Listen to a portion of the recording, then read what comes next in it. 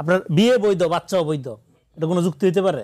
90 একটা বড় রাজনৈতিক আন্দোলন হয়েছে, অসাধারণ। মুক্তিযুদ্ধ গণঅভ্যুত্থান তো নাকি? তাও না, এই যে ভাই এটা আপনি খোঁচা দিলেন। আপনি যেটা বলেন এই যে আপনি 69 না বানান প্লিজ। না না না ভাই, প্লিজ আমার মতো বলতে দেন ভাই। আপনারটা আপনি বলেন ভাই, আপনারটা আপনি বলেন। বন্ধ করে দেন অনুষ্ঠান, বলুন আপনারটা প্লিজ আপনি বলেন। আর বন্ধ করতে বললে বন্ধ করতে বলেন। এখন সে আপনি বলছেন কেন আমি শহীদ মিনারে যাই নাই, আমি আবু সাইদের ভাই অথবা পিতাকে দিয়ে আমি কেন শপথ নেই, কে মানা করেছিল আপনাদের? আমি হাদির পক্ষ থেকে দুঃখিত বলছি, আমি জানি না হাদি বলবে কিনা। না, আমি তো কোনোভাবেই দুঃখিত না ভাই, আমাকে ভালোবেসে হয়তো বলেছেন। কারণ আমি যদি হাবিব ভাইকে দুঃখ দিতাম তাহলে দুঃখ দিয়ে হতাম। সব দল কাছাকাছি আছে, এটা বরং মিডিয়া উস্কে দিচ্ছে। আওয়ামী লীগ তো জাতি গঠনের জন্য জামাতের সাথে বসে নাই, চেহারা দেখায়, রাস্তায় নামে, এইখানে বসে জয় বলে, যাত্রাবাড়ি গিয়ে বাংলা বলে। বিএনপি আজকে বলেছে, যেটা মির্জা ফখরুল বলেছেন, যে রেফারি যে নিরপেক্ষ ভূমিকার কথা তারা দেখছেন না। আপনি অন্তর্বর্তীকালীন মানে সরকারকে নিয়ে আপনি জামাতের প্রশ্ন দেখেন, এনসিপির প্রশ্ন ধরেন, একটি রাজনৈতিক দলও কি বলেছে যে এই সরকার তার নিরপেক্ষ যোগ্য ভূমিকা পালন করেছে? প্রত্যেকের কিন্তু প্রশ্ন আছে। আর নাগরিকদের যদি বলেন এই সরকার যদি গণভোট করার আগে তারা যে কোনো ধরনের একটা ভোট করতে পারে, তাদের গ্রহণযোগ্যতার মাত্রা কতটুকু আপনি তাহলেই পেয়ে যাবেন যে তাদের প্রতি মানুষের কতটা আস্থা আছে। আমি আবারও বলি, এই সনদ, সংবিধান, সংস্কার উদ্দেশ্য হচ্ছে মানুষ। সেই মানুষ যদি ভালো না থাকে সমস্ত কিছু ব্যর্থ হয়ে যাবে। সমস্ত কেন্দ্র হচ্ছে থাকে যেন মানুষ, মানুষের ভাবনা।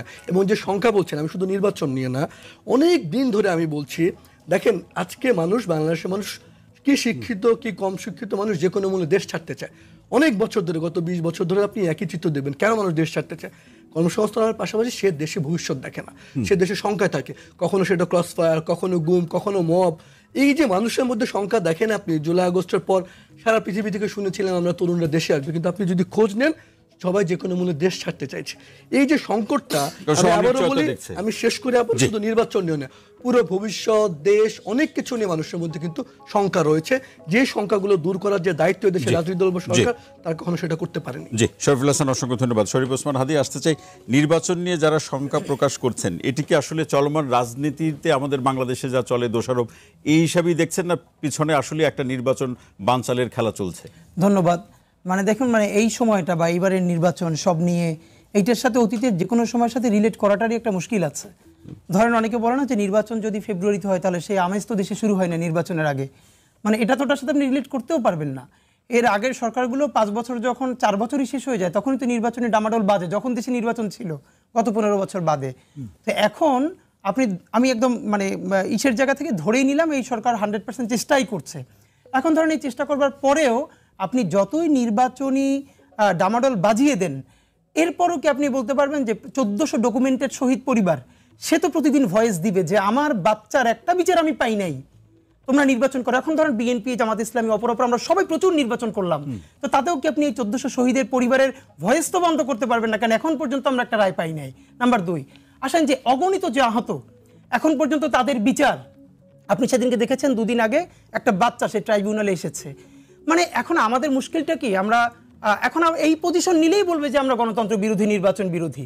তো আমাদের যেটা দেখেন বরাবর কথা যে নির্বাচন বানচালের আমার তরফে যেটা আমরা এখন বুঝি যে পলিটিক্যাল কোনো পার্টি ওরকম করে চাওয়ার কোনো কারণ নাই। যেটা হতে পারে, যেমন জামাতের আজকে বক্তব্য দেখলাম মাত্র, জামাত বলল যে গণভোট আগে করে প্রয়োজনীয় নির্বাচন পিছিয়ে যাক। এই পিছিয়ে যাক তো আমি এটাকে বানচাল বলে রিড করতে চাই না। এর মানে আমি ফোকাস করতে চাই যে গণভোটটা তো এ মাসেও নভেম্বরেও সম্ভব। এমনকি আমি দেখেছি শিশির মোহাম্মদ মনির একই প্রোগ্রামে, এনসিপির প্রোগ্রামে আমিও ছিলাম, সেখানে তিনি বলেছেন যে এখন যেটা হয়েছে এতে নভেম্বরের 30 তারিখের মধ্যেই গণভোট দেওয়া সম্ভব। এই কারণে এর আগে দেশে যতগুলো গণভোট হয়েছে কোনোটা 22 দিন আগে, 26 দিন আগে, 21 দিন আগে এরকম ঘোষণা করা হয়েছে। কিন্তু রাজনৈতিক দলগুলো তো গণভোটের প্রশ্নে কখন হবে এই প্রশ্নতে এখনো ঐক্য আসতে পারেনি। এখন দেখেন, প্রথম হলো গণভোট কখন হবে এটা তো অনেক রয়েই গেছে। এরপর আজকে বিএনপির সালাউদ্দিন ফাইবার বলেছেন যে ঐক্য কমিশন মূলত অনৈক্য তৈরি করে দিয়েছে। এখন মুশকিলটা হলো প্রত্যেকটা রাজনৈতিক দলই বলছে যে আমরা জনগণের কথাটা বলছি। এখন আপনি যে যার লেন্সকে জনগণকে দেখছে। বিএনপির সুবিধাটা হলো যেহেতু সে বড় পার্টি এবং তার হাতে ওই অর্থে মানুষ বেশি, সুতরাং সেই শরিকানাটা বেশি দাবি করছে।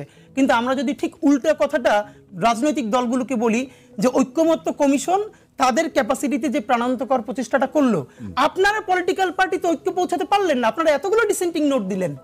এবং দেখেন, আপনি কি বলতে পারবেন যে এই দায়টা কার? মূলত এই দায়টা কার? এই দায়টা কার? আমি আবারও বলবো বাংলাদেশের প্রত্যেকটা পলিটিক্যাল পার্টির। ধরেন জাতীয় ঐক্যমত্য কমিশন নাই, আমি বললাম আমরা যে সবাই প্রচুর গালিগালাজ করছি না, ঐক্যমত্য কমিশন এসেছে, খাওয়া দাওয়া করেছে, ব্যাপারটা এমন যেন ঐক্যমত্য কমিশনের এই কয়জনের দুনিয়ার কোনো খাবার ছিল না, তারা বাংলাদেশে খাইতে আসছে, ধরেন এটা নাই। তো এই দেশকে দাঁড় করানোর দায়িত্ব কার? পলিটিক্যাল পার্টির না? তো একটা না একটা পলিটিক্যাল পার্টিকে তো দায়িত্ব নিতে হতো, আসেন প্লিজ বসি। তো এই যে পলিটিক্যাল কনসেনসাস আমরা তৈরি করতে পারলাম না জাতি গঠনে, রাষ্ট্র গঠনে, এই দায়ী আপনি ধরেন ঐক্যমত্য কমিশন ফেল করলো, বিদেশ চলে গেল, তারপর এই দেশ যদি ধ্বংস হয়ে যায়, এই দায়িত্ব কি ঐক্যমত্য কমিশনের নাকি পলিটিক্যাল পার্টিগুলোর? যে তারা সবাই বাংলাদেশপন্থী দল, সবাই জুলাইয়ের শরিক, এরপরও তারা কাছাকাছি জায়গায় আসতে পারলো না কেন? এর মানে হলো আমাদের ওই যে অন্যের উপরে চাপিয়ে দেওয়ার যে সংস্কৃতি, নিজের উপরে দায় মোটেও নাই। সেখানে কোনো সংশোধন হয় নাই, না হয় নাই, হইলে তো আমরা এতগুলো নোট অফ ডিসেন্ট দেখতে পারতাম সেই না। চাপিয়ে দেওয়ার সংস্কৃতি এখনো আছে বলে আপনি মনে করছেন? হ্যাঁ, of course আছে। হাদিব, অসংখ্য ধন্যবাদ। জলকর মনিব, আসতে চাই যে গণভোট কখন হবে এই প্রশ্নে নির্বাচন পিছিয়ে যাওয়ার যে শঙ্কা বিএনপি সহ অনেকগুলো দল করছে, এখন প্রশ্ন হচ্ছে এই দায় তো আসলে কেউ নিতে চাচ্ছে না। জি ধন্যবাদ, যে যেখান থেকে শুনছেন সবাইকে আমার সালাম। দেখেন 5 তারিখের পরে আমরা বলছিলাম যে 100% বিরোধিতার রাজনীতি করার দরকার নেই। এখানে রাজনীতিটা দুইটা জায়গার থেকে আটকাইছে আমার যেটা মনে হয়, একটা হলো দলীয় স্বার্থের রাজনীতি আর একটা হলো জাতীয় স্বার্থের রাজনীতি। তো এখন আমরা দেখতে পাচ্ছি যে যেখানে জাতীয় স্বার্থের রাজনীতি করার দরকার সেখানে সবাই যার যার দলীয় স্বার্থের রাজনীতিকে প্রাধান্য দিতে গিয়ে আজকে গোটা দেশের একটা গণতান্ত্রিক উত্তরণ পুরা অনিশ্চয়তার মধ্যে পড়ে গেছে। দেখেন এখানে গণভোটের কোনো দরকার নেই, এটা আমি প্রথম দিক থেকে বলে আসতেছি। সেটা আগে এটার কোনো আইনি ভিত্তিরও দরকার নেই। মানে শেষ করি আমি 2টা পয়েন্ট আগে বললে, 2টা পয়েন্ট বললাম কি, গণভোট দরকার নাই, আইনি ভিত্তি দরকার নেই। আগে আসে আইনি ভিত্তির কথা। এই সরকার কারা গঠন করছে? সম্মিলিত সমস্ত শক্তি, গণ অভ্যুত্থান তার ম্যান্ডেট, গণ অভ্যুত্থান ইজ দেয়ার। তাহলে আলাদা আইনি ভিত্তি কেন দরকার? আপনি যখন আলাদা আইনি ভিত্তি দাবি করেন তার মানে আপনি গণ অভ্যুত্থানকে আন্ডারমাইন করেন, 1 নাম্বার।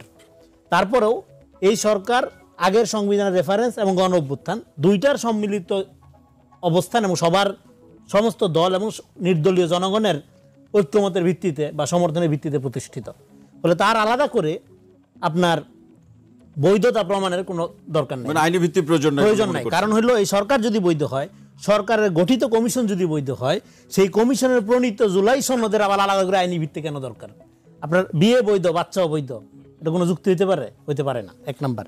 2 নাম্বার হইল আপনার এটা গেল আইনি ভিত্তির তর্কটা। তার গণভোট যেই বিষয়ে বাংলাদেশ রাষ্ট্রের একটা পুনর্গঠন লাগবে, শুধু সংস্কার না, এই বিষয়ে সমস্ত রাজনৈতিক দল আওয়ামী লীগ ছাড়া এবং মানুষ জনগণ কারো কোনো দ্বিমত নাই। যেই বিষয়ে কারো কোনো দ্বিমত নাই সেই বিষয়ে কেন গণভোট দিবেন আপনি? এইবার সংস্কার করার প্রক্রিয়া সবার একরকম হবে না, কারণ সমস্ত দলের রাজনৈতিক ইডিওলজি, মতাদর্শ একই রকম না। একটা গণতান্ত্রিক দল তার সংস্কার করার প্রক্রিয়ার ক্ষেত্রে সে পার্লামেন্টারি ডেমোক্রেটিক পদ্ধতিটাকে গুরুত্বপূর্ণ মনে করবে। একটা ইডিওসেন্ট্রিক দল সে করবে অভ্যুত্থান, ভাববে বিপ্লব, সে বিপ্লবী জিনিসপত্র চিন্তা করবে, স্বাভাবিক, নাথিং রং উইথ দ্যাট। এখন এইটা বলেন, এই বিতর্কে যদি নির্বাচন পিছিয়ে যাওয়ার শঙ্কা করছেন, জি বলুন। ফলে এই যে আপনার মতাদর্শগত পজিশন, সেটাকে বাস্তবায়ন করার জন্য আপনি সরকারের ক্ষমতার ভেতরে আপনার ভরকেন্দ্রকে যখন আপনি ব্যবহার করবেন, তখন প্রশ্ন উঠবে যে আপনি এই যে ওবায়দুল কাদের আমলের যে খেলাধুলার বিষয়গুলো, সেগুলো আবার সামনে হাজির হইল যে আপনি রেফারি হয়ে তো খেলতে পারেন না।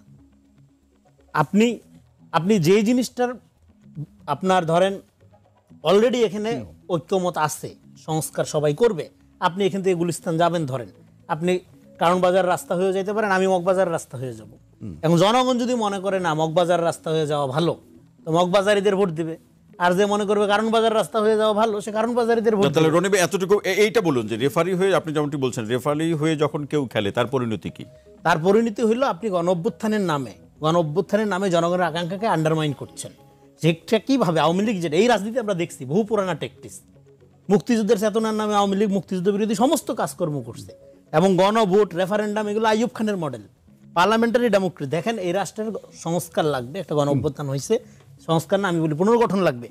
সেই পুনর্গঠনের পদ্ধতিটা আপনি ডেমোক্রেটিক পদ্ধতি মাইনা করবেন না অগণতান্ত্রিক পদ্ধতিতে নিজের দলীয় স্বার্থ রক্ষাকে মাথায় রেখে করবেন, সেটা জনগণ ডে বাই ডে বুঝে যাচ্ছে। এই জন্যই তো প্রশ্নটা আসতেছে যে আপনি দলীয় স্বার্থের রাজনীতি করতেছেন না জাতীয় স্বার্থের রাজনীতি করতেছেন। ধরেন এখন নির্বাচন না হইলে সুবিধা কারা নির্বাচন চায় না? এখন সব দলই বলবে আমরা নির্বাচন চাই, কারণ নির্বাচন না চাই আবার ক্ষমতা চাওয়া রাজনীতি আপনি করতে পারবেন না, এটা কন্ট্রাডিক্টরি। এখন নির্বাচন যদি আপনি চান না, বা আপনি যদি এমন কাজকর্ম করেন যেটা নির্বাচনকে বাধাগ্রস্ত করবে, আপনার পজিশন আর হাসিনার পজিশন এক হবে, আপনার পজিশন আর ইন্ডিয়ার পজিশন এক হবে, আপনার পজিশন আর সাদাবাজার পজিশন এক হবে। কারণ অলরেডি যে সাদার জায়গাটা দখল করছে, এই নির্বাচন হয়ে ক্ষমতার একটা পরিবর্তন হইলে ওর হাত থেকে সাদার জিনিসটা ছুটে যাবে। ফলে এই জিনিসগুলো দায় আপনি নিতে পারবেন কিনা, আপনি এফোর্ড করতে পারবেন কিনা, এইটা মাথায় রেখে রাজনীতি করেন। রনি ভাই, এই আরো প্রসঙ্গ থাকলো, শরীফ ওসমান হাদী আপনার কাছে আসতে চাই, যে যেটি আমাদের রনি ভাই বলছিলেন যে গণভোট আদৌ প্রয়োজন আছে কিনা। না, রনি ভাই এটা আরো যে জায়গা থেকে বলেছেন, এটা তো অফকোর্স খুবই গুরুত্বপূর্ণ প্রশ্ন, কিন্তু তাহলে আর একটু পিছনে যেতে হবে আমাদের। ভাই এটার সাথে এটাও বলেছেন যে আমরা তাহলে যে সংবিধান মানে সংস্কার সভা বা এইটা যদি আমরা করে সরাসরি করে ফেলতে পারতাম, তাহলে এইটা করতে হলে যেটা আমাদের করা লাগতো সেটা হলো আমাদের ওই শপথটা আর বঙ্গভবনে গিয়ে চুপ্পু সাহেবের অধীনে করা দরকার ছিল না, এবং ক্যান্টনমেন্টে গিয়েও পলিটিক্যাল পার্টির হাজিরা দেওয়া দরকার ছিল না। ক্যান্টনমেন্টের প্রয়োজন হলো চেয়ার টেবিল নিয়ে শহীদ মিনারে আসতো, জনতার সামনে থাকতো, পলিটিক্যাল পার্টি তাদের স্টেক হোল্ডার হিসেবে কথা বলতো, এবং প্রফেসর ইউনূস তার ক্যাবিনেট নিয়ে শহীদ মিনারে জনতার সামনে যদি শপথ গ্রহণ করতেন, তাহলে এইটাই সব থেকে বড় গণভোট। জনতার সামনে জনতার গণ অভ্যুত্থানের সরকার শপথ নিয়েছে, আপনি তো সেটা আমরা তো করি নাই। আমরা তো সব পলিটিক্যাল পার্টি হ্যাঁ দেশের সংকট কাটানোর জন্যই তাকে ক্যান্টনমেন্টে যেতে হয়েছে আলোচনার জন্য। তারপরে শহীদ মিনারে আপনি শপথ না নিয়ে আপনাকে তো বঙ্গভবনেই নিতে হয়েছে, এবং ট্র্যাডিশনাল সংবিধানের মধ্যেই আপনাকে থাকতে হয়েছে। যেহেতু থাকতে হচ্ছে, তাহলে ধরেন আমাদের একটা যেটা ব্যাপার আমরা বলি না, সেটা হলো এই যে পলিটিক্যাল পার্টিস গুলো আছে অবশ্যই তারা জনস্বার্থেই রাজনীতি করেন, তাদের কথা বলেন। এখন ধরেন এই যে সরকারটা আছে, এখন পর্যন্ত কোনো রাজনৈতিক দল কিন্তু এই সরকারকে ডিজোন করে নাই, দ্যাট মিনস অন্ত করেছে। তাহলে এই সরকারের নিজেরও কিছু দায়বদ্ধতা আছে কিনা বলেন তো? মানে 18 কোটি মানুষের সমস্ত স্টেক হোল্ডার শুধুই কি পলিটিক্যাল পার্টি, নাকি এইখানে যারা ধরেন ডক্টর ইউনূস তো কোনো পলিটিক্যাল পার্টি থেকে মানে সবার সম্মতিতে তিনি গেছেন, কিন্তু তারও তো একটা জনগণের প্রতি দায়বদ্ধতা আছে। ধরেন এখন যদি আজকে 100 শহীদ পরিবার কালকে শাহবাগ এসে দাঁড়িয়ে বলে যে আপনি একটা বিচার না দিয়া 100 না, আমি বললাম 1400 শহীদ পরিবার, ধরেন প্রফেসর ইউনূস মনে করলেন নির্বাচনের আগে শহীদ পরিবারের সাথে একবার কথা বলা দরকার, শহীদ পরিবার সবাই আসলেন এবং তিনি বললেন যে একটা বিচার না দিয়ে আপনি আমাদেরকে ঠিক কোন জায়গায় রেখে আপনি ক্ষমতায় মানে আপনি চলে যাচ্ছেন। মানে এইটা কি শুধুই এই জন্য যে প্রফেসর ইউনূসের ক্ষমতা বিলম্বিত করতে হবে, নাকি তারও ঐতিহাসিক দায় রয়ে গেছে? সেক্ষেত্রে বিএনপি সহ বড় রাজনৈতিক দলগুলো তো বলছে যে এই ক্ষমতা আসবে বিচার চলবে। এখন দেখেন, একটা হলো এরকম বলা, এটা আমরা দুনিয়ার সব থেকে যে খারাপ মানুষ আমি তো ভালো কথাই বলি, আর একটা হলো করা। বাংলাদেশের মানুষ আসলে কারে ধরেন এরকম তো একটা আরেকটা দারুণ বোঝাপড়া রূপরেখা এরশাদ পরবর্তী আন্দোলন হয়েছিল না, বলেন তো আমাদের রাজনৈতিক দলগুলো যে সমঝোতা করেছিল, এবং আমরা এইবার জুলাই সনদটা কি করতে চেয়েছিলাম যে একটা জেন্টলম্যান এগ্রিমেন্ট, না সবাই ঐতিহাসিকভাবে একমত হয়েছে, যে যার মতো করবে, এরকম একমাত্র ওই যে তখনও তো এরশাদের পরে হয়েছিল একমাত্র সংসদীয় গণতন্ত্রের প্রত্যাবর্তন ছাড়া আর কোনটা রাজনৈতিক দলগুলো করেছে? অথবা আমি আপনাকে আরো বলি, ইভেন যে বাংলাদেশের রাজনৈতিক দলগুলো নির্বাচনী ইশতেহার দেয়, আপনি যদি পরবর্তী নির্বাচনের সময় ইশতেহার ধরে ধরে দাগ দিতে শুরু করেন, বলে তো কয়টা রাজনৈতিক দল সেই ইশতেহারে কয়টা টিক দিতে পারবে? তো এগুলো তো বাংলাদেশের সংকট, যে আমরা এই আস্থাটা আমাদের মধ্যে তৈরি হয় নাই। হ্যাঁ, এই আস্থাটা একদিনে যাবেও না, কিন্তু দেখেন অতীতের যে কোনো সময়ের সাথে আপনি এই সময়টাকে রিলেট করতে পারবেন না। এর কারণ হলো আপনি আমি যখনও গণভোট আগে হবে না পরে হবে, নোট অফ ডিসেন্ট থাকবে না থাকবে, তখনও জুলাইয়ের আহত মানুষ মারা যাচ্ছে, তখনও।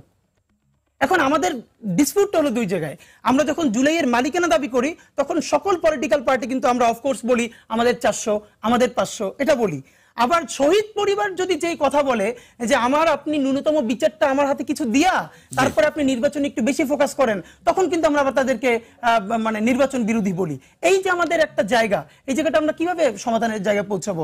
তো আমার মনে হয় যে আমরা বরং যে আলোচনাটা করছি গণভোট আগে হবে না পরে হবে, তার থেকে মনে হয় আমাদের ফোকাস করা উচিত যে এই যে আজকে মানে যে আদেশ যেটা এই করা হলো যে পলিটিক্যাল পার্টিগুলো যেভাবে জুলাই সনদে স্বাক্ষর করেছিল সেখান থেকে সরকার কিছু কাটছাট করে নোট অফ ডিসেন্টকে তুলে দিয়ে তাদের মতো করেছে, আমরা বরং এই প্রশ্ন করতে পারি পলিটিক্যাল পার্টিগুলো বলেছে এই এখতিয়ার কি ঐক্যমত্য কমিশন বা গভর্নমেন্টের আছে কিনা? যদি গভর্নমেন্ট এখনো নিশ্চিত করে না ঐক্যমত্য কমিশন করেছে, তো আমাদের একটা কথা সেটা হলো এই যে পলিটিক্যাল পার্টিগুলোর সাথে জাতীয় ঐক্যমত্য কমিশন বলেছে, কমপক্ষে 10টা সংবাদ সম্মেলনে আমরা হাজারবার বলেছি, আমাদের অনেক শহীদ পরিবার এসে বলেছে, একটা মানে সকল শহীদ পরিবারের সাথে ঐক্যমত্য কমিশন কি একবারও বসেছে?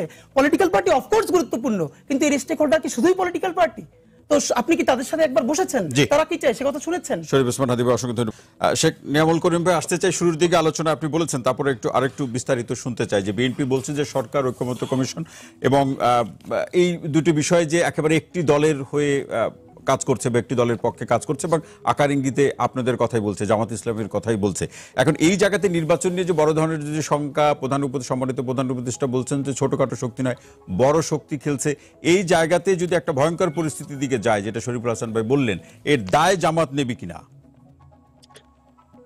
হ্যাঁ, দেখুন, এই দায় জামাত নেওয়ার প্রশ্ন না। এই ক্ষেত্রে অধিকাংশ দল যে সকল বিষয়ের উপরে ঐক্যমত পোষণ করেছে, সেখানে যদি দুই একটি দলের সেখানে নোট অফ ডিসেন্ট থাকে, তাহলে সেই অল্প কয়েকটি দল সেখানে নোট অফ ডিসেন্ট দেওয়ার কারণে সে দায়িত্ব তাদের উপরে আসতে পারে।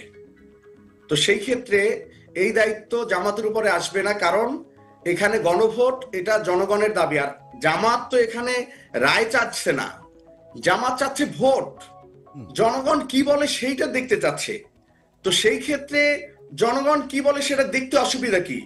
যদি জনগণ রায় না দেয় তাহলে সেটা বিপক্ষে চলে যাবে, অসুবিধা কি? অতএব জামাতের দাবি তো যৌক্তিক। এখানে জামাত সহ শুধু জামাত একটি দল নয়, এখানে বাংলাদেশের গুরুত্বপূর্ণ 8টি দল যারা এখানে আরেকটু ছোট্ট প্রশ্ন, আপনি আলোচনা করবেন। ছোট্ট প্রশ্ন, সেটা হচ্ছে জনগণের রায় যদি সন্তোষজনক মাত্রায় অথবা পরিমাণে পাওয়া না যায় গণভোটের মধ্যে দিয়ে, তখন তো আরেক ধরনের অনিশ্চয়তা তৈরি হবে। না, এই ক্ষেত্রে আমরা কনফিডেন্ট এনাফ যে এই ক্ষেত্রে জনগণের ভোটই হয় না, আপনারা কিভাবে কনফিডেন্ট হয়ে যান কিভাবে? মানে আপনি আগে থেকে রেজাল্ট জানেন ভাই? না, সে একটু শুনেন, বলুন। আপনি যে কথাটা আসছে, একটা দল বাদে তো ভাই আরো 14টা দল আছে ভাই যারা চায়নি। বেশিরভাগ দল তো চাচ্ছে না। সেই বেশিরভাগ দল, সেই দলের অবস্থান সেটাও তো দেখতে হবে। মানে বিএনপির চেয়ে জামাতের জনসমর্থন বেশি। না, সেই বিএনপির কথা, আমরা বিএনপি বড় দল, এটা তো আমরা স্বীকার করি। আপনি যদি বলেন জনগণ চাইছে, তো এই দেশে তো এখনো মোট জনগোষ্ঠী একটা বড় অংশ বিএনপির, তো বিএনপির জনগোষ্ঠী চাইছে না জামাতের, আপনারা কি করে বলেন জনগণ চাইছে? আমি একটু অ্যাড করি, যদি আপনি আমি একটু প্লিজ অ্যাড করি। আপনি যদি সেই অর্থে বলেন তাহলে বিএনপি যতবার গভর্নমেন্ট ফর্ম করেছে কত পার্সেন্ট ভোট পে করেছে? যদি ম্যাক্সিমাম 40% হয় তাহলে তো 60% মানুষ ভোট দেয় নাই। এক্স্যাক্টলি। তাহলে এই যে আমরা জুলাই সনদের মধ্যে বা কোথাও তো বলেই নাই যে ঠিক কতটা দল ভোট দিলে 50+1 এরকম ভোট হলে আমরা সেটাকে মানবো। এর মানে আলোচনাটা যেটা আছে, আমরা বরং এই এলাপে সেইটা নিয়ে যেতে পারি যে আমরা সবাই প্রবলেমগুলো মিনিমাইজ যত করে আমাদের নির্বাচনটা আনা যায়। কিন্তু এখন এই ভাইও যেটা যে প্রবলেম তো মিনিমাইজ হচ্ছে না, এটা তো আরো ম্যাক্সিমাইজ হচ্ছে। জি, জুনায়েদ সাকিব, আপনার কাছে আসতে চাই, যেটা আমাদের শরীফ আপনার কাছে একটি আলোচনার মাধ্যমে প্রশ্ন রাখছিলেন যে ঐক্যমত্য কমিশনে আপনারা যে স্বাক্ষর করলেন জুলাই সনদে, এরপরে যখন এটা সরকারের কাছে হস্তান্তর করালো, সেই জায়গাতে বেশ কিছু পরিবর্তন, এর দায়টা কি নেবে বা এটা কিভাবে হলো? প্রথম প্রশ্ন হচ্ছে যে জুলাই জাতীয় সনদ স্বাক্ষর হয়েছে, পদ্ধতি, বাস্তবায়ন পদ্ধতি স্বাক্ষর হয়নি। বাস্তবায়ন পদ্ধতি ওনারা একটা প্রস্তাব জমা দিয়েছেন। বাস্তবায়ন পদ্ধতির মধ্যে আপনি দেখতে পাচ্ছেন যে ওনারা জুলাই জাতীয় সনদটাকে যুক্ত করেছেন, কিন্তু সেখানে নোট অফ ডিসেন্ট এবং বাস্তবায়নের যে নোট অফ ডিসেন্ট কিভাবে বাস্তবায়ন হবে তার যে নোট, সেটা ছাড়া এটা ওনারা পারেন না। পরিষ্কারভাবেই জুলাই জাতীয় সনদের ভিত্তিতেই আপনাকে গণভোটে যেতে হবে, এবং যেটা ছাপা হয়েছে, যেটাতে আমরা স্বাক্ষর করেছি, এটা হতে পারে কমিশনের প্রস্তাব, কিন্তু কমিশনের প্রস্তাব যেহেতু ঐকমত্য নয়, কাজেই সেটার কোনো গ্রহণযোগ্যতা নাই। ওইটা ছিল ঐকমত্য। দুই হচ্ছে যে আমি একটু ওনার আলোচনা থেকে এসে একটু যাই, ক্যান্টনমেন্টে যাওয়া, ক্যান্টনমেন্টে তো কোনো সিদ্ধান্ত হয়নি। গণভবনে যাওয়া, গণভবনে তো কোনো সিদ্ধান্ত হয়নি।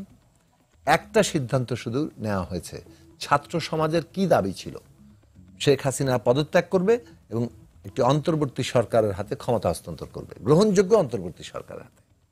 আমরা পরিষ্কার করে বলেছি, ক্যান্টনমেন্টে এই আলোচনা হয়েছে, বঙ্গভবনেও এই আলোচনা হয়েছে যে ছাত্র সমাজের দাবি পূরণ করা হবে, এইটা সেনাপ্রধানও ঘোষণা দিবেন এবং প্রেসিডেন্টও ঘোষণা দিবেন। দুই জায়গায় ঘোষণাটা এসেছে, এতটুকুই। কিন্তু বাকিগুলো হচ্ছে সব টুকিটাকি জিনিস, গ্রেফতারকৃতদের ছেড়ে দেওয়া, আইন শৃঙ্খলা পরিস্থিতি যাতে খুব খারাপ না হয়, মানুষের জানমালের নিরাপত্তা ইত্যাদি। এগুলো কোনো পলিটিক্যাল মানে ওই অর্থে না, এগুলো হচ্ছে একেবারে এসেনশিয়াল করণীয়। তাহলে রাজনৈতিক সিদ্ধান্তটা কি হচ্ছে? একটি গ্রহণযোগ্য অন্তর্বর্তী সরকার গঠন করা হবে, কাদের সাথে? ছাত্র সহ স্টেক হোল্ডারদের সাথে আলোচনার ভিত্তিতে। এখন আজকে যে উনি বলছেন যে ক্যান্টনমেন্টে যাওয়ার প্রয়োজন ছিল না, ক্যান্টনমেন্টে যে যদি আমরা একটা ক্যান্টনমেন্টের সরকার অথবা ওইখানে বসে করতাম, তাহলে আপনি কথাটা বলতে পারতেন। যে সিদ্ধান্ত নেওয়া হয়েছে 5 তারিখ রাত 9টার পরে যে ঘোষণা এসছে, তারপরে 6 তারিখ থেকে আলোচনা শুরু হয়েছে। আলোচনার স্টেক হোল্ডার কারা ছিল?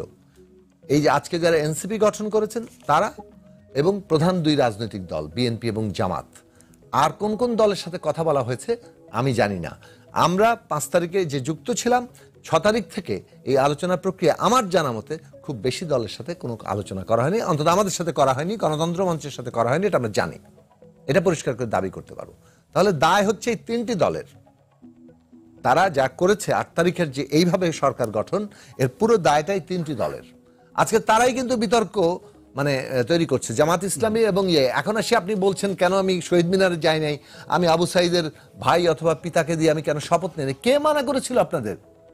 আপনাদের দায় নিতে হবে যে কেন আপনারা করেননি। বলা পরে সুযোগ পেলে কোনোদিন বিতর্ক করবো। 90 এ দেশে কোনো গণ অভ্যুত্থান হয় নাই, এটাই শুধু বলার জন্য। অসংখ্য ধন্যবাদ। বাকি আলোচনা শুনছে হাবিব ভাই, সেই যেটি আমাদের হাদি ভাই যেটি যুক্ত করলেন একটি প্রসঙ্গ, যে আসলে 90-তে গণ অভ্যুত্থান হয়নি, আপনি তো সেই আন্দোলনের অন্যতম নায়ক ছিলেন, এই প্রসঙ্গে একটু শুনতে চাই। এরপর আরো প্রশ্ন আছে আপনার কাছে। এই প্রশ্নের কি উত্তর দেব? 82 সাল থেকে 90 সাল পর্যন্ত একটানা আন্দোলন করতে হয়েছিল। আমরা আন্দোলন করতে গিয়ে মার খেয়ে খেয়ে যতদিন হাসপাতালে ছিলাম, এখন যারা কথা বলে তাদের বয়সে তত না। এবং আমরা নির্দিষ্ট দাবি নিয়ে সর্বশেষে আমরা 10 দফা নিয়ে আন্দোলন নেমেছিলাম। সেটাকে কোনো আন্দোলন যদি না বলে, কেউ গণঅভ্যুত্থান না বলে, এটার সাথে যুক্ত মানে কথা বলার কোনো আমার ইচ্ছাই হয় না। এবং এই যে 90-এর গণঅভ্যুত্থানকে যারা ছোট করে দেখে, যারা নূর হোসেনের আত্মদানকে অবহেলা করে, যারা সিলিন্ডার টাকে তোলা পিস্টলকে অস্বীকার করে, যারা ডাক্তার মিলনের আত্মদানকে যারা হিসাবে আনতে চায় না, জি, তাদের সম্বন্ধে কথা বলার কোনো সুযোগ নেই। যে হাবিব ভাই অসংখ্য ধন্যবাদ। শরীফুল হাসান ভাই, যে দায় তাদেরকে নিতে হবে যারা এখন নির্বাচনের আগে গণভোট চাচ্ছে, এটা নিয়ে যদি বিতর্ক হয়, নির্বাচন শেষ পর্যন্ত না হয়, তাদেরকে দায় নিতে হবে। হাবিব ভাই বললেন। আমি শুধু বলি, যুগে যুগে যারা দেশের জন্য পরিবর্তনের জন্য স্বপ্ন দেখেছে, এমন কোন সময়ের কোন মানুষের আত্মত্যাগ নিয়ে কোনো প্রশ্ন করা উচিত না। হাবিব ভাইরা যেহেতু সরাসরি রাজপথে ছিল, আমি মনে করি যে হাবিব ভাই যদি হাদি বা কারো কথা কষ্ট থেকে, আমাদের কখনোই আরেকজনকে কখনোই অসম্মান করা উচিত না। আমাদের মনে রাখা উচিত প্রতিটা ধারাবাহিকতার ক্ষেত্রে আসে। আমি হাদির পক্ষ থেকে দুঃখিত বলছি, আমি জানি না হাদি বলবে কিনা, কিন্তু আমি আবারও বলি, সাধারণ মানুষ এই যে মুক্তিযুদ্ধ বলেন, ভাষা আন্দোলন বলেন, 90 বলেন, 24 বলেন, তারা কি দেশ চেয়েছিল? তারা দেশ চেয়েছিল আপনার পুলিশে এমন লোক থাকবে না যে আপনি দল দেখে তাকে মারবেন, আদালতে গিয়ে আপনি দলের কারণে বিচার পাবেন, তারা সেটা চায় না। তারা চায় না যে চাকরিতে আপনি কখনো তার রাজনৈতিক দল দিয়ে তাকে পদোন্নতি দিবেন, তাকে ভেরিফিকেশনে বঞ্চিত করবেন। সাধারণ মানুষ চায় না যে তাকে আপনি দুর্নীতি লুটপাটের করবেন। এদেশে 54 বছরে কখনো সাধারণ মানুষের সেই রাষ্ট্র হয়নি, সেই রাষ্ট্রের দিকে আসলে বিন্দুমাত্র চেষ্টা আমরা দেখতে পাচ্ছি। এখন আপনি বলতে পারেন পৃথিবীর অন্যান্য দেশ কিভাবে গিয়েছে। এই যে অন্যান্য দেশগুলো দেখেন, এখন পর্যন্ত ভোটের চেয়ে, গণতন্ত্রের চেয়ে মানে বেস্ট কোনো পদ্ধতি আবিষ্কার হয়নি পৃথিবীতে। সেজন্যই ঝড় হোক, ঝঞ্ঝা হোক, প্রতি 5 বছর পর একটা নির্বাচন হতে হবে এবং সবাইকে একটা নির্বাচন হতে হবে। দেখেন, আমরা যদি বলি যে অমুকের বিচার না হলে অমুকের নির্বাচন হবে না, বিচারটা আপনি চাওয়ার অধিকার আছে। তো একটা বিচারটা যদি আপনি তাহলে 10 বছর লাগে, নিচের আদালত উপর আদালত, তাহলে কি 10 বছর নির্বাচন হবে না?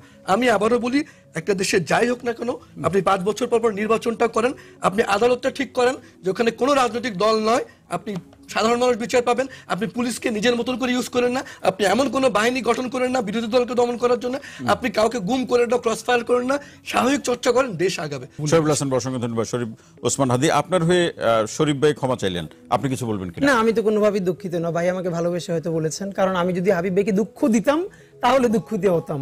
আমি তো হাবিব ভাইকে কিছু বলি নাই, আমি খুবই একাডেমিক জায়গা থেকে বলেছি, যেটা রেজাউল করিম রনি ভাই অনেকদিন ধরে, যেমন আমাদের সবাই যখন ভালোবেসে জুলাই বিপ্লব বলেছিল, আমরা বলেছি না, এখানে বিপ্লব হয় না, এটা গণ অভ্যুত্থান। আর গণ অভ্যুত্থান দেখেন, আবার বলি, এদেশে মানে শব্দের যে রাজনীতি, এইটা নিয়ে আমি কিছু বোঝাপড়া আছে, এটা আমি খুব প্রকাশ্যে দাবি করি। বাংলাদেশে কিভাবে শব্দের রাজনীতির মধ্য দিয়ে 69 ওই দেশে কোনো গণ অভ্যুত্থান হয় নাই, কারণ শেখ মুজিব শুধু মুক্তি পায় নাই, পাকিস্তানে ওই সময় অনেককে ছাইড়ে দিতে হয়েছে, এগুলো ভিন্ন আলাপ। 90 একটা বড় রাজনৈতিক আন্দোলন হয়েছে, অসাধারণ। মুক্তিযুদ্ধ গণ অভ্যুত্থান তো নাকি? তাও না, এই যে ভাই, এটা আপনি খোঁচা দিলেন। আপনি যেটা বলেন এই যে আপনি 69 না বানান, প্লিজ। না না না ভাই, প্লিজ আমার মতো বলতে দেন ভাই। আপনারটা আপনি বলেন ভাই, আপনারটা আপনি বলেন। এই সইটা বন্ধ করে দেন অনুষ্ঠান। বলুন, আপনারটা প্লিজ আপনি বলেন। আর বন্ধ করতে বললে বন্ধ করতে বলেন। সেটা হলো, আমি আপনাকে দেখেন, আমি এই আলোচনার বাইরেও আমি বিশ্ববিদ্যালয়ে পড়াই, এবং এইটা আপনি আমাকে 1 ঘন্টা সময় দিলে আমি বলবো যে এটা গণ অভ্যুত্থান। আমি কি কারো অবদান অস্বীকার করেছি? যেমন আপনি এখন যারা জুলাইকে বিপ্লব বলতে চায়, তাহলে এখন তো সে খুবই মাইন্ড করবে কেন বিপ্লব বলে না, কিন্তু না, এটা একাডেমিক বিপ্লব না, এটা গণ অভ্যুত্থান হয়েছে, আপনি বিপ্লবী সরকার করতে পারেন নাই। একইভাবে 90তে একটা দুর্দান্ত রাজনৈতিক আন্দোলন হয়েছে। আপনি বলেন যে রাজনৈতিক দলগুলোর বাইরে কি পরিমাণ গণমানুষ এখানে অংশগ্রহণ করেছিল। শুধু একটা ছোট কথা বলে রাখি, পরে আপনারা ডিবেট করেন। যদি এখানে চূড়ান্ত গণ অভ্যুত্থান হইতো, তাহলে এরশাদ কিন্তু পরবর্তীতে সঠিক ইলেকশনের মধ্যে অনেকগুলো আসন পাইছে।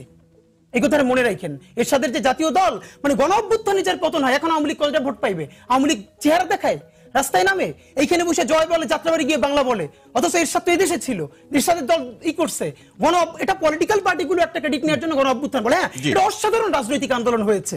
একইভাবে 90-এর কথা বলছেন? হ্যাঁ, 90-এর কথা বলছেন। অসাধারণ রাজনৈতিক আন্দোলন হয়েছে, কিন্তু আমি বলছি তার টার্ম ইজ গণ অভ্যুত্থান। এর মানে কি আমি আপনাকে ছোট করলাম? এখন আমি যদি আবার বলি যে জুলাই বিপ্লব, হাবিব ভাই বলবে বিপ্লব হয় না, তখন আমি খুব মান করবো না, এটা তো বিপ্লব হয় না, যেটা আমাকে সত্য মানতে হবে, এটা গণ অভ্যুত্থান হয়েছে। আমি ছোট ছোট করে একটা বলি, শরীফ ভাইয়ের সাথে আর আগে একদিন শুধু এখানে বসেছিলাম, একই অবস্থা। শরীফ ভাইয়ের ওই সব দুঃখবোধ একই সময়। উনি বলছেন যে উনি এই গত 1.5 বছরও কোনো পরিবর্তন দেখেন নাই, ওনার হতাশা। এই হতাশাটা শরীফুল ভাই না, এটা আমাদের সবার আছে। কিন্তু যে বিল্ডিংটা আপনি ধ্বংস করেছেন গত 15 বছর 20 বছর ধরে, 1.5 বছরে এইটা কতদিনই নির্মিত হবে? এর মানে এই সরকারকে সাফাই দেওয়ার কোনো দরকার নাই। এই সরকারের তো আমরা মানে আমি তো এনসিপিরও না, আর আমি সরকারের কোনো পার্ট না। গত 1.5 বছরে কোনো সচিবালয় তো দূরের কথা, সরকারি অফিসের বারান্দায় গেছে এই প্রমাণে কেউ বলতে পারবে না। কিন্তু আপনি যখন অতি সরলীকরণ করে ফেলেন, আপনি এই জেনারেলাইজেশনের মধ্যে দিয়ে যান যে কোনো পরিবর্তন হয় নাই। সব থেকে বড় পরিবর্তন কি জানেন? বাংলাদেশের সাকিব ভাইরা আর জামাতের নিয়ামুল করিম ভাইরা, দুই প্রান্তের দুই মানুষেরা যখন বাংলাদেশের নতুন রাষ্ট্র নির্মাণের জন্য দিনের পর দিন এক জায়গায় বসেছেন, তারা কি জামাতের রাজনীতি করবে? জামাত কি বিএনপির রাজনীতি করবে? কিন্তু দেখেন এই যে জাতি গঠন প্রক্রিয়ায় তারা দিনের পর দিন ঐক্যমত্য কমিশনে বসলেন, এবং তার একটা, এবং আমি একটা কথা বলতে চাই, রনি ভাই অ্যাড্রেস করেছেন, এখন মিডিয়া বরং বারবার বলবার চেষ্টা করছে যে সব দল মুখোমুখি হচ্ছে। কোনো মুখোমুখি হয় নাই, সব দল কাছাকাছি আছে, এটা বরং মিডিয়া উস্কে দিচ্ছে। আওয়ামী লীগ জাতি গঠনের জন্য জামাতের সাথে বসে নাই। এবার ধরেন আপনি কমিউনিস্ট পার্টি, আওয়ামী লীগের কথা আরো বাদ দেন, আওয়ামী লীগ তো পপুলার পলিটিক্স করে, সে তো আর আইডিওলজির পলিটিক্স করে। কমিউনিস্ট পার্টি বসছে না জামাতের সাথে, সিপিপি বসছে না, বাসদ বসছে না, জাসদ বসছে না, তো এটার সাথে আপনি আওয়ামী লীগের সাথে বলতে পারবেন? আর এই আওয়ামী লীগ কি সেই আওয়ামী লীগ ছিল? আজকের যে গণহত্যাকারী আওয়ামী লীগ, সেই আওয়ামী লীগ তো সবার সাথে ছিল। আমি ছোট করে আরেকটা বলতে চাই, ভাই যেটা বলছিলেন যে ট্রাম্পের কথা, দেখেন নির্বাচন লাগবে, কেমন নির্বাচন লাগবে? সেই কেমন নির্বাচন আমরা বাংলাদেশের মানুষ যদি ট্রাম্পের মতো করে ভোট দিতে হয়, এখানে যে আওয়ামী লীগ 1-11 করে ক্ষমতা আসছিল, তখনও তো মানুষ ভোট দিচ্ছিল, কিন্তু মানুষের ভোট বাক্সে পড়ে নাই, নৌকার কাছে ছিনতাই নেওয়া হয়েছে। সুতরাং আমাদের এইগুলো বুঝতে হবে। অসংখ্য ধন্যবাদ।